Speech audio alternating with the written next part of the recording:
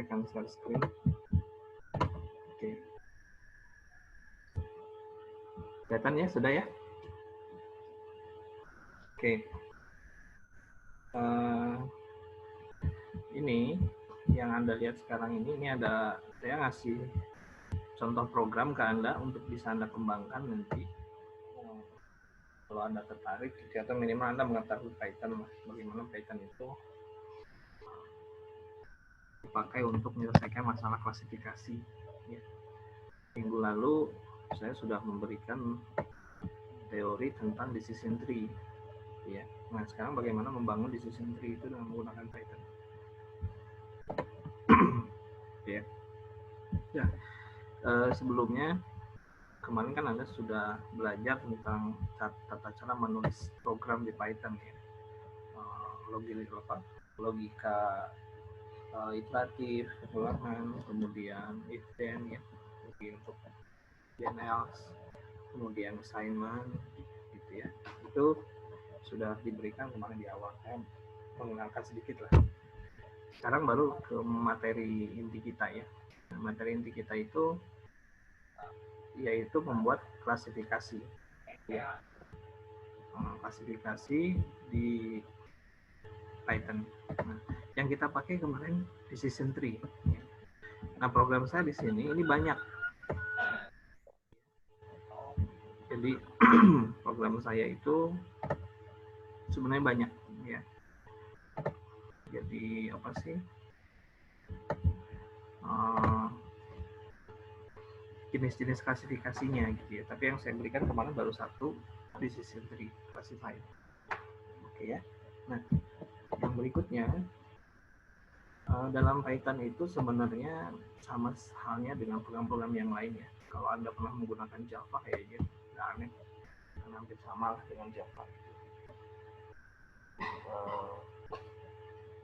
Kemudian tata cara penulisannya juga. Nah, Python itu biasanya diawali dengan deklarasi library. Ya. Seperti Java juga kalau kita menggunakan library itu ada ya. Deklarasi library dalam Python itu menggunakan keyword yang namanya import ya. Satu lagi ada yang menggunakan keyword from ya. Nah, ini ada perbedaan ya, sedikit perbedaan lah, tapi secara ininya sih ya jauh beda lah untuk menggunakannya gitu ya. Nah, apa itu import? Kalau Anda pengguna Jupyter, ini yang saya log ya, itu biasanya Jupyter sudah secara default menyediakan library-nya gitu. Jadi kita tinggal mengimport saja library Pandas. Nah, yang pertama library Pandas itu apa? Library Pandas itu library untuk aktivitas input output file gitu ya. Atau juga untuk aktivitas visualisasi di komputer kita gitu ya. Nah, itu namanya Pandas. Kemudian dalam Python ada keyword as alias gitu. Nah, ini hanya untuk mempermudah saya, kita kalau misalkan mengcoding ya jangan terus menulis Pandas gitu, lumayan capek juga ya. Pandas itu ada 6 huruf dengan disingkat jadi PD gitu. Anda bebas di sini menggunakan aliasnya, mau PD, mau PS, salah soal Anda, asal jangan ada double variable ya. Kemudian di Jupyter juga ada library namanya NumPy. NumPy ini untuk numeric process. Kalau Anda menggunakan matematik, menggunakan perhitungan apa sih namanya, perhitungan jumlah, tambah, list, kemudian matrik ya, pertambahan matrik, itu bisa menggunakan NumPy ya. Nah, struktur array, struktur list ini juga ditangani oleh NumPy. Nah, NumPy ini juga saya aliaskan dengan NP ya, supaya nggak capek nulis aja. Kalau satu huruf gimana boleh ya boleh, cuma satu huruf khawatirnya nanti berbenturan dengan nama variabel yang lain. Nah, kemudian ada library NLTK. NLTK itu adalah library Natural Language Toolkit. Jadi untuk aktivitas pemrosesan bahasa alami. di sana sudah banyak metode-metodenya ya untuk memproses bahasa alami, apalagi untuk pre-processing gitu, seperti apa namanya tokenizer, kemudian menghapus steaming ya, steaming word, kemudian menghapus stop word, itu semua ada di LTK. Tinggal kita menggunakannya. Kemudian yang berikutnya ini ada library string. String itu untuk manipulasi string lah. Kalau kita di pemrograman supaya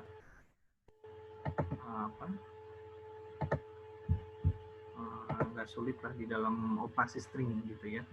Nah, kemudian yang berikutnya ada keyword from dalam definisi library, ada from, ada import. Ini from itu ini adalah library tambahan yang disediakan oleh para kontributor. Ini sklearn itu adalah scikit-learn, ini library untuk aktivitas machine learning biasanya. Jadi kalau kita pemrograman machine learning sering digunakan sklearn. Kemudian ada lagi pemrosesan image, nanti SKI image ya. Kalau kita menggunakan citra itu juga bisa. Nah, karena kita menggunakan model machine learning khususnya nanti decision tree, maka kita cukup menggunakan library sklearn. Kemudian sklearn itu punya banyak metode, ada seperti feature extraction, ada model selection, ada naive Bayes, ada networks, gitu. Ada tree jenisnya, ada ensemble, ada linear, ada SVM, ada neural network. Nah, untuk sementara klasifikasi kita akan menggunakan ini yang saya upload. Itu adalah decision tree, formatnya tree, gitu ya. Nah, di dalam program kali ini saya menggabungkan seluruh klasifikasi supaya kelihatan perbedaannya dalam eksekusi ya, supaya mudah saja ya. Nah, sebelum kita melakukan nanti klasifikasi, kita harus melakukan langkah yang saya blok ini. Jadi kalau ada data itu, kalau ada dataset, nah pertama itu seperti biasa, kita harus melakukan tokenizing dulu. Tokenizing itu adalah pemisahan word by word atau kata dengan kata itu dipisah jadi satu kumpulan kata tersendiri gitu ya. Atau kalau saya teks, kalau saya single word menjadi kumpulan huruf nantinya gitu ya. Oke. Nah, metode untuk melakukan pemisahan itu kalau di Python menggunakan tokenizer. Nah, kemudian setelah tokenizer, biasanya sebelum tokenizer sebenarnya ini saya sedikit si perlahan dulu ya. Ini yang saya pakai inisial saja. Ini sebelum tokenizer kan, ya ini ada seperti stemming word gitu. Stemming itu artinya memotong ya. Kemudian ada stop word ya. Ini aktivitas yang bisa kita pakai.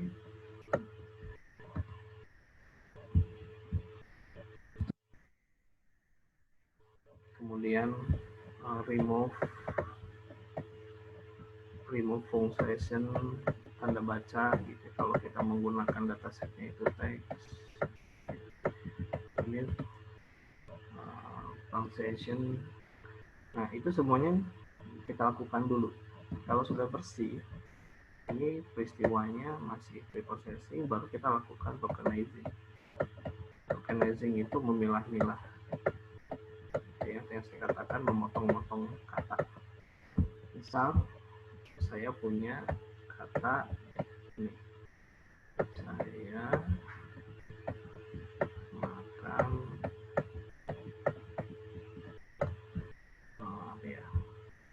saya makan nasi goreng, misalkan Nah, selanjutnya tokenizing ini akan memecah satu persatu word by word. Jadi ini nanti sendiri pecah, jadi pecah, ini juga. Nah, kita nanti punya 4 kata, gitu ya.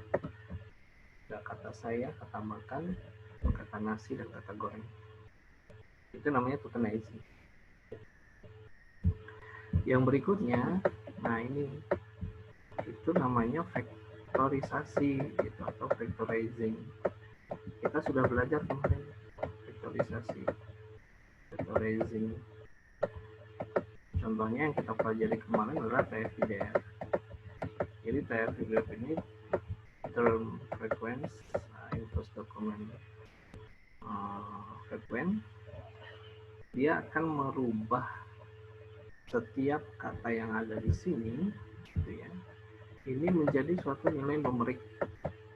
Nah, itu term, gitu ya. Menjadi suatu nilai numerik. Saya makan nasi goreng, itu tergantung program nanti nyusunnya bagaimana.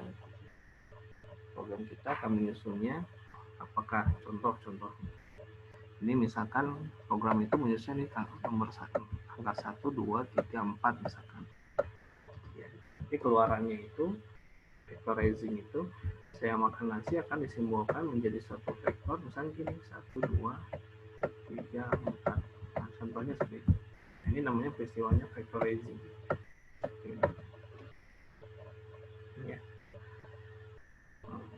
Jenis vectorizing itu banyak, TF-IDF, nanti ada one hot encoder, ada label encoder, ada convectorizer, banyak kok.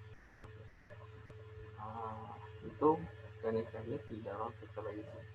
Kalau kita sudah dalam bentuk seperti ini, nah, ini siap diproses dengan menggunakan mesin learning. Oke ya.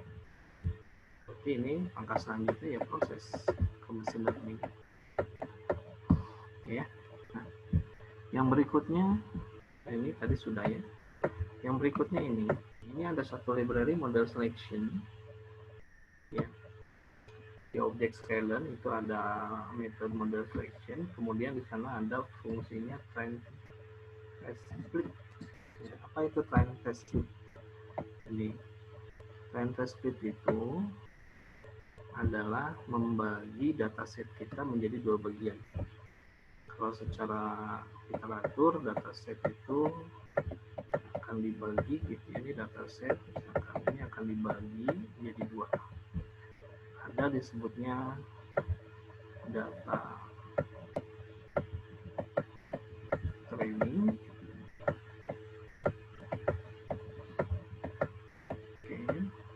Ada yang satu lagi disebutnya adalah data testing.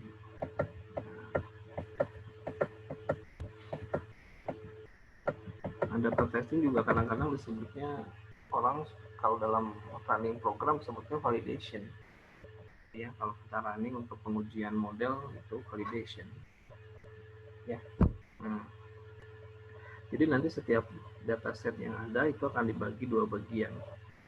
Ini gunanya apa? Gunanya nanti kita akan membuat suatu model dari data yang ada, namanya model classification dengan decision tree, tentunya dengan aturan knowledge, ya, aturan pengetahuan, if then kan nantinya. Yang pertama itu akan menggunakan data training dulu. Kalau modelnya sudah terbentuk, ini modelnya oke, maka model itu akan dihitung, akan dicoba dengan data testing untuk mengetahui nanti akurasi. Nah, itu tujuannya seperti itu. Makanya kenapa mesti ada data training dan data testing. Ya, oke. Nah, itu ya. Baik. Ya, itu juga disediakan oleh Skyline di model selection. Kemudian, nah, ini baru. Ini bagian yang sebelah sini, ini sebelah bawah, ini yang saya. Ini adalah mesin classifier-nya. Jadi ada mesin classifier terminologi sekarang, ada yang disebut mesin learning, ada yang disebut mesin deep network atau deep learning. Kalau mesin learning biasanya itu mesin-mesin learning konvensional yang kita sebut seperti mesin yang sudah lama, seperti NIPS gitu ya, ke KNN, nearest neighborhood gitu ya, decision tree, random forest, logistic regression, SVM, support vector machine, nama ininya support vector classifier gitu ya. Ini rata-rata menggunakan classifier semuanya, jenisnya classifier. Ingat, kalau dalam terminologi learning kan ada dua ya, teknologi learning itu ada supervised, ada tiga ya, ada unsupervised, ada semi gitu ya. Nah, yang kita pelajari sekarang adalah teknologi supervised yang nantinya adalah untuk klasifikasi gitu ya. Kalau unsupervised ini clustering, kalau ini semi itu diantara clustering dan klasifikasi gitu ya. Nah, kita menggunakan mesin klasifikasi atau teknik supervised namanya ini. Yang saya tampilkan di sini multinomial Bayes itu supervised, nearest neighborhood ya itu supervised, random forest supervised, logistic supervised, SVM supervised. MLP yang kita pakai ini basisnya deep network atau neural network itu juga supervised. Oke ya. Nah, kita gunakan satu contoh nomor 511 karena kemarin sudah belajar di session minggu depan kita akan coba multinomial Bayes, tapi tentunya apa sih namanya itu ya kita cobakan run by hand-nya lah atau stretching programnya bagaimana gitu kalau kita membuat multinomial Bayes ya. Nah, jadi programnya semua ada di sini. Oke ya. Nah, yang berikutnya ini ada metrik, itu yang saya katakan. Ini ada akurasi. Nah, karena data testing itu untuk mengukur akurasi, maka di dalam Python ini sudah disediakan disebutnya metrik. Ya, nah, ada satu metode itu metrik. Metrik sendiri nanti bisa untuk classification report, akurasi, dan confusion metrik. Ini maksudnya apa ya? Kalau classification report itu adalah tampilan hasil keseluruhan akurasi untuk setiap kelas data yang ada di dalam dataset. Nah, kemudian kalau accuracy score itu adalah mengukur tingkat akurasi model yang sudah dibangkitkan atau dibangun. Kalau confusion matrix itu adalah matrik yang berisikan prediksi dan realita. Jadi nanti ada perhitungan prediksi, ada data realita. Nah, nanti ini kita coba satu persatu ya. Nah, kemudian yang bagian ini ke bawah ini adalah supaya mempermanis tampilan gitu ya IMK-nya. Kita menggunakan library Seabird dan library Matplotlib itu membangun satu bentuk visualisasi hasil supaya kita enak ketika melakukan learning gitu ya, proses klasifikasi hasilnya itu bisa ditampilkan dalam bentuk grafik, kita bisa lihat. Baik, mungkin itu saja dulu. Kita lihat di sini yang pertama ya, ini adalah bagian tadi deklarasi library, ini penting. Jadi kalau pakai sebagai deklarasi library, kemudian assignment, kalau ada variable assignment baru nanti fungsinya ngapain. Oke ya, ini saya hapus dulu. Nah, yang berikutnya kita akan ujikan bahwa library kita itu sudah betul. Kita running aja dulu satu persatu. Cara yang mudah seperti itu running. Oh, ternyata tidak ada permintaan output. Berarti ini sudah betul. Nah, contoh, saya terburu-buru nulis seperti ini, strings dalam bahasa Inggris juga. copy, strings ke bawah lagi ya. Kalau kita dieksekusi itu akibatnya kan apa sih, untuk kalimat di sini mungkin tidak pengaruh ya. Pakai lagi yang lain contoh.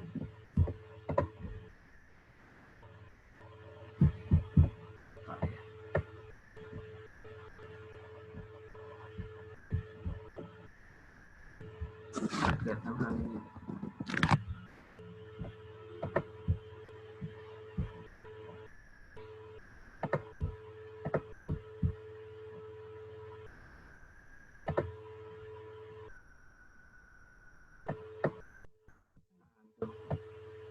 Ini ada kesalahan nih. Ternyata coba kita lihat salahnya di mana. Nah, menurut komentar di sini, ini ada di baris kelima. Dia menunjuk ini. Kesalahannya ini. Ini tidak ada nama library model selections dari library Kylin. Dengan demikian itu ada kesalahan penulisan. Kesalahan penulisan, ya cek aja panduan bukunya gitu ya, maka kita betulkan. Jadi yang tulisan yang terbagus itu model slash selection, gitu ya, yang terbaik. Kemudian kita running, kalau nggak ada komentar apapun berarti betul. Oke ya.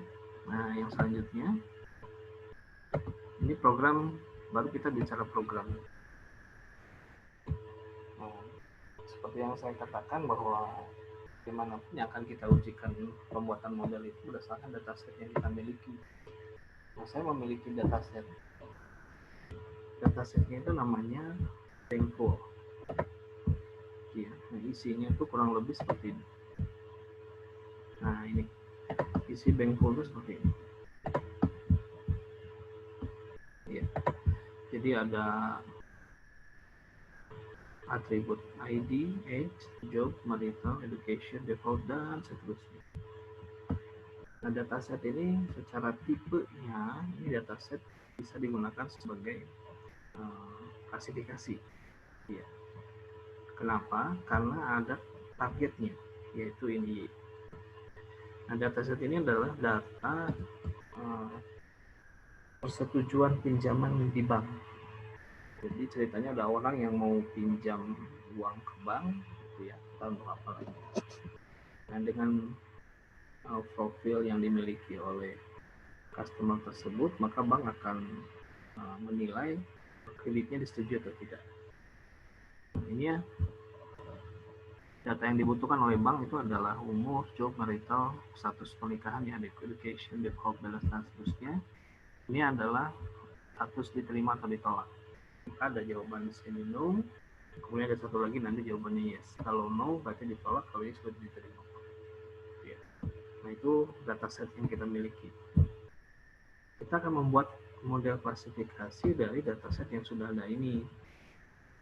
Kalau di dalam dataset ini totalnya itu kalau nggak salah kurang lebih ada 500. Ya.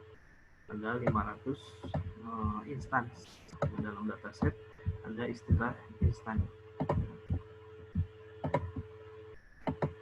Ya, kalau instance ini apa sih sebenarnya? Ini terminologi kita dalam machine learning itu sering dikenal dengan nama instance. Tapi kalau misalkan dalam teknologi database, gitu ya, ini biasanya disebutnya ya, rows ya, atau record lah dalam teknologi itu ya. Jadi kalau Anda nanti ketemu kata-kata instance yang nggak usah bingung, karena itu sama dengan rows atau record. Nah, sementara nanti ada istilah atribut. Atribut sebenarnya prinsipnya sama. Itu adalah field. Kalau di dalam learning disebutnya atribut juga. Gitu ya. Tapi dalam database kan sebutnya atribut. Kemudian kalau kita bicara tabel itu field. Ya, tinggal mana saja. Yang terpenting Anda bisa paham. Jadi kalau kita ambil teknologi learning ya sebutnya atribut. Oke ya. Nah itu pengertian-pengertian standar lah di dalam satu model learning. Setelah datasetnya sudah dipersiapkan, yang berikutnya kita panggil dataset tersebut. Ini sengaja saya membuat assignment. Kalau istilah struktur data encapsulation, supaya mudah. Bisa cuma mengganti satu tempat tanpa mengganti semua. Bayangkan kalau nanti saya mengganti mempool ini, saya ganti semua ke bawah kalau ada nama ini, ya. Saya cukup mengganti satu ini, ke bawahnya akan diikuti karena dibuat variabel CSV. Ya.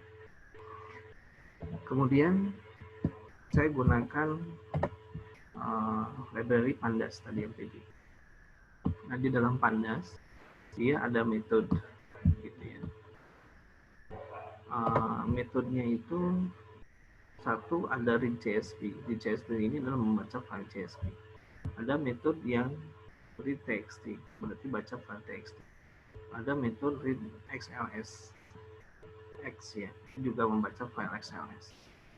Ya, tergantung Anda input datanya atau input datasetnya itu tipe jenis filenya apa, itu silakan saja. Ya. Nah, di dalam read CSV itu dia ada parameter. Yang pertama ini adalah nama file.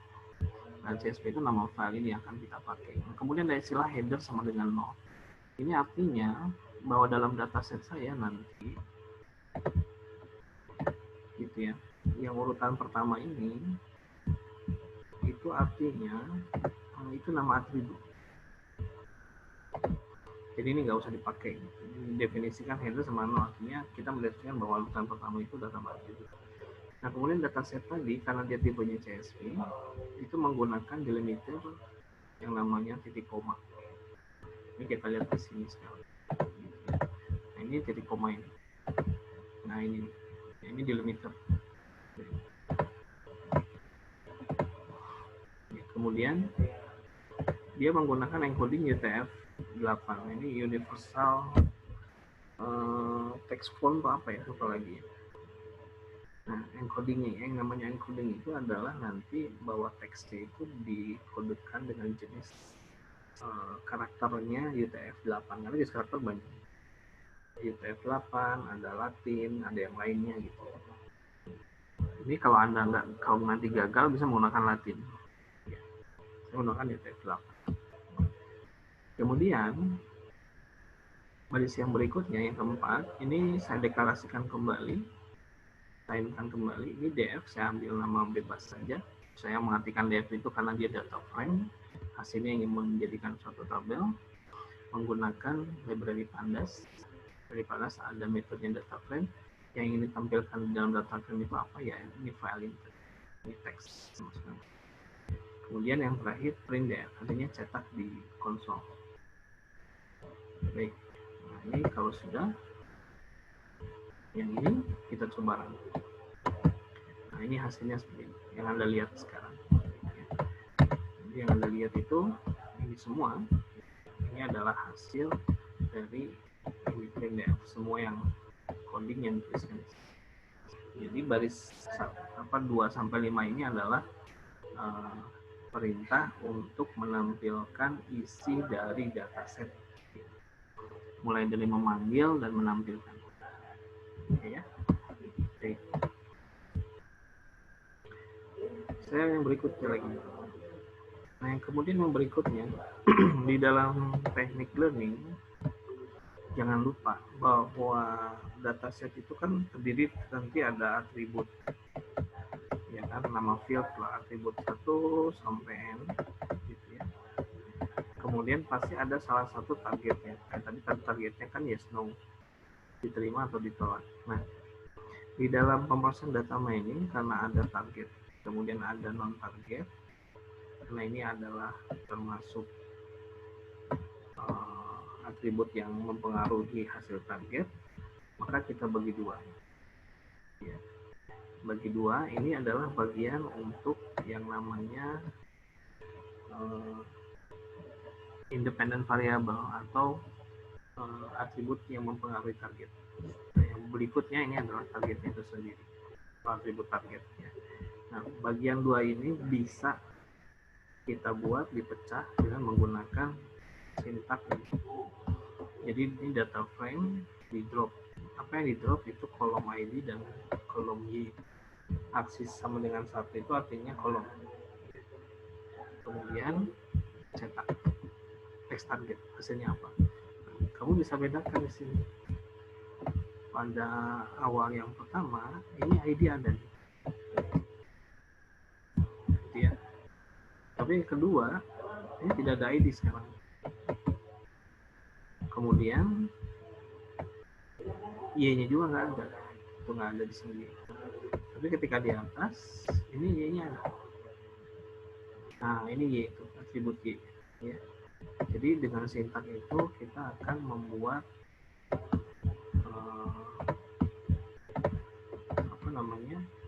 pemisahan antara atribut yang mempengaruhi dengan targetnya dengan menggunakan metode drop.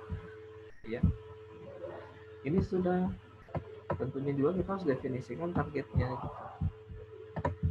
Targetnya itu adalah sama. Saya cuma definisikan seperti ini saja. Saya pakai variabel y target, ya. Apa yang dipakai dari data frame tadi kolom Y. Maka ketika dicetak, ini cuma targetnya doang. Kalau Anda lihat, targetnya doang. Itu target semua. Kalau misalkan kita ingin coba eksekusi itu hasilnya. Ya, variabel dependent atau yang mempengaruhi target dependent ya, mempengaruhi target sudah ada, variabel targetnya sudah ada. Maka yang berikutnya kita mulai lakukan tahap yang namanya transformasi.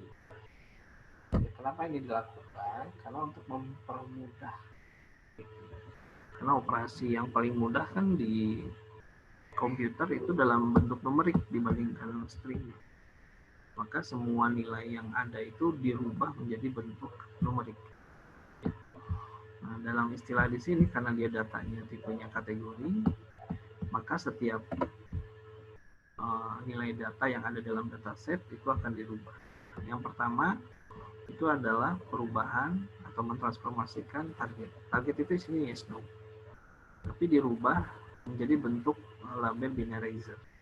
Artinya label binarizer itu hanya dua nilai saja, 0 dan 1. Jadi yes jadi 1, no jadi 0. Yaitu fungsi dari label binarizer ini ada di metode preprocessing, sama di Skyler yang tadi saya katakan juga. Ya.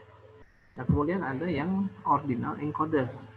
Kalau ini hanya dua nilai, kalau yang ini ordinal itu banyak nilai. Tergantung dari kelas targetnya. Kalau ini kelas targetnya cuma 2. Ya. Kelas target yang ini cuma 2 yes no. Maka kita cuma cukup menggunakan ini. Jadi kelas targetnya kalau ada 3, nggak bisa lagi label binarizer, tapi menggunakan ordinal encoder.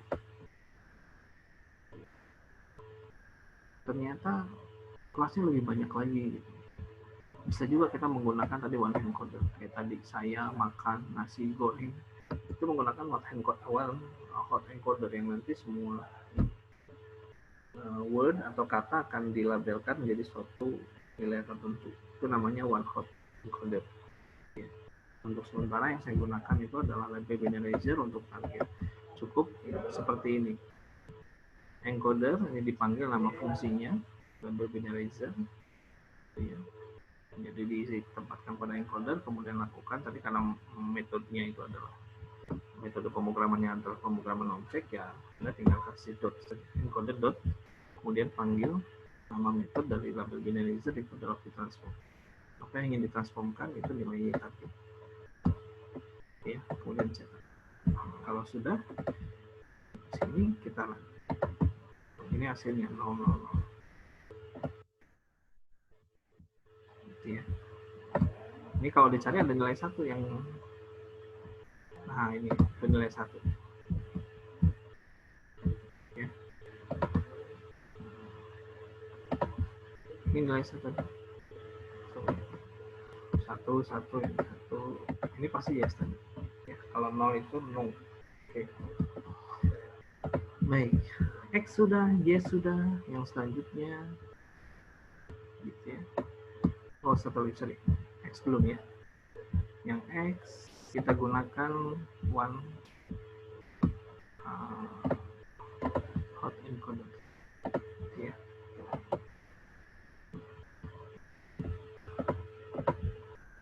Nah, one hot encoder karena datanya begitu banyak beragam gitu ya, maka digunakan one hot encoder.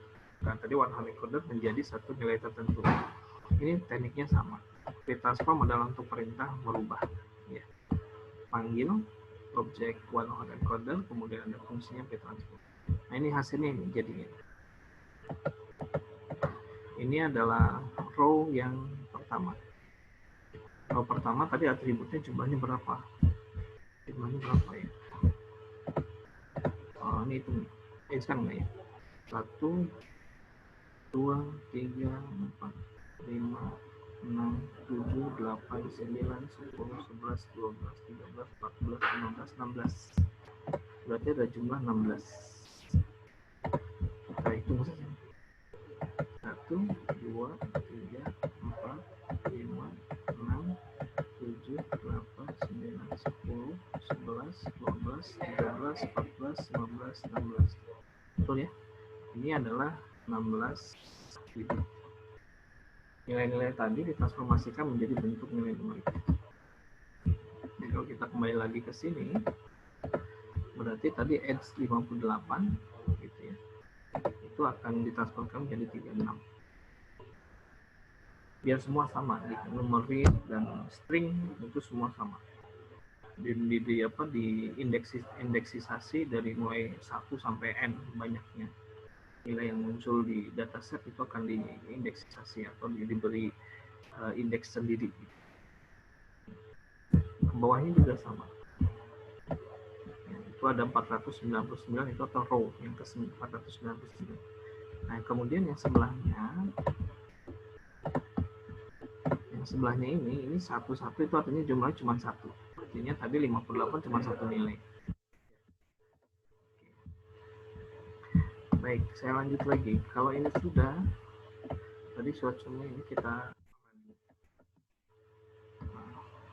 what the error?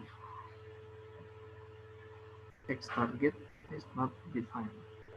Nah, X target is not defined. Berarti yang tadi yang drop belum dirunning. Nah, ini harus kita lanjut. Kita running supaya karena sifat dari Python itu adalah interpreter, jadi one by one gitu ya. Itu yang mana ya? Oh ini. Oke, ini kita running. Oke ya, tuh. Sudah jadi. Nah, ini sudah, maka kita lakukan splitting tadi yang saya katakan. Ini. Jadi splitting data test dan data training. Data testing dan data training. Ini saya menggunakan variabel namanya xtrain, ytrain. Xtrain itu adalah untuk atribut-atribut non target yang tadi A. Ya. Yang ytrain itu atribut target yang Y. Kalau xtest itu ada data untuk testnya, ya instance testnya ini juga sama. Dibagi 2.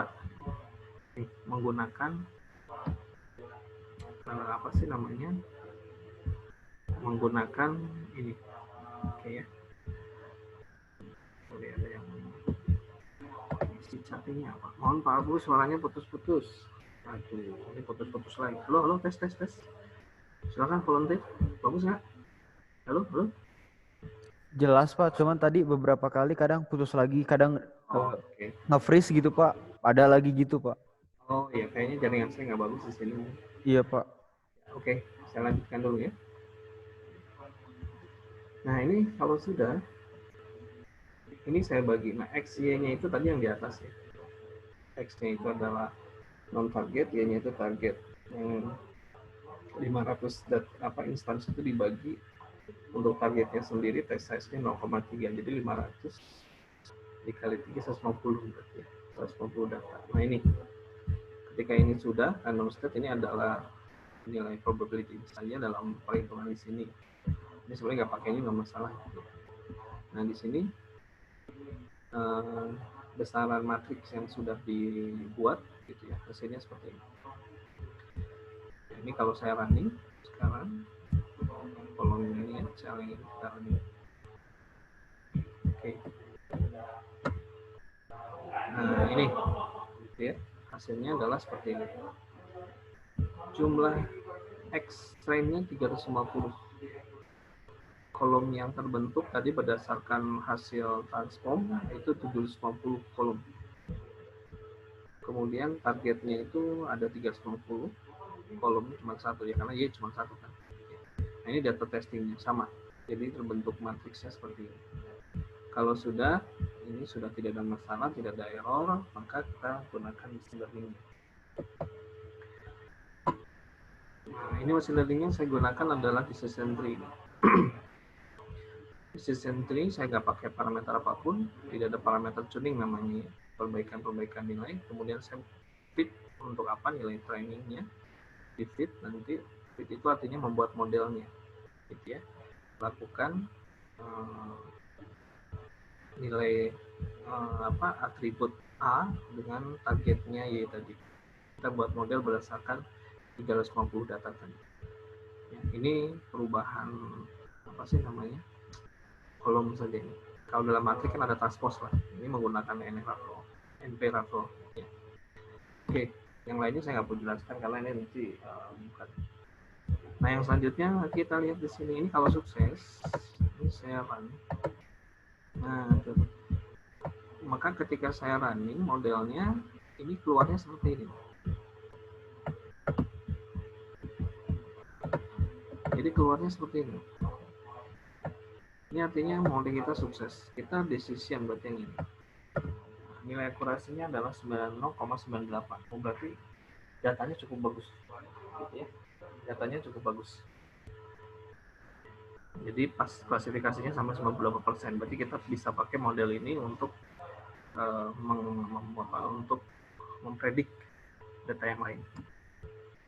Nah, setelah ini kalau kita sudah, karena datanya sudah dapat, maka saya tinggal membuat tampilan-tampilan saja, memperindah supaya hasilnya bisa enak. Ini saya menggunakan data frame supaya nanti dalam bentuk tabel seperti ini ya. Kemudian ini di print matrik conclusion-nya tadi yang saya sudah jelaskan.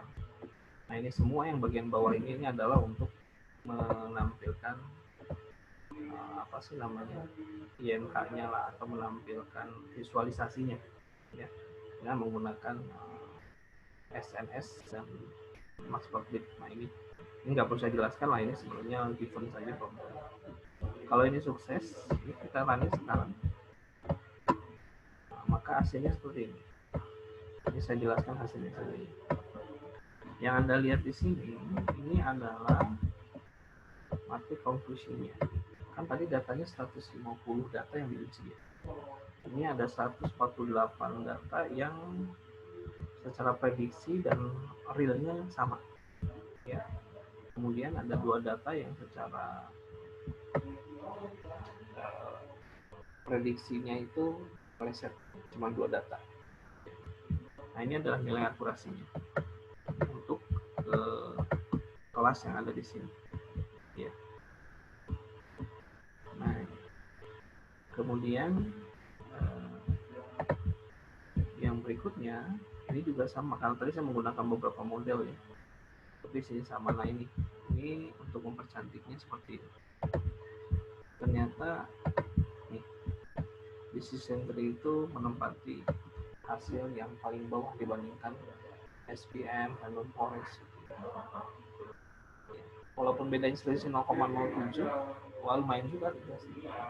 Ini decision tree. Nah, kemudian conclusion matriknya, distribusi datanya digambarkan dengan menggunakan ini tadi. Ya, ini 148, 2 ini cuma ingin melihat saja. Gitu ya. Kemudian ya ini tree-nya.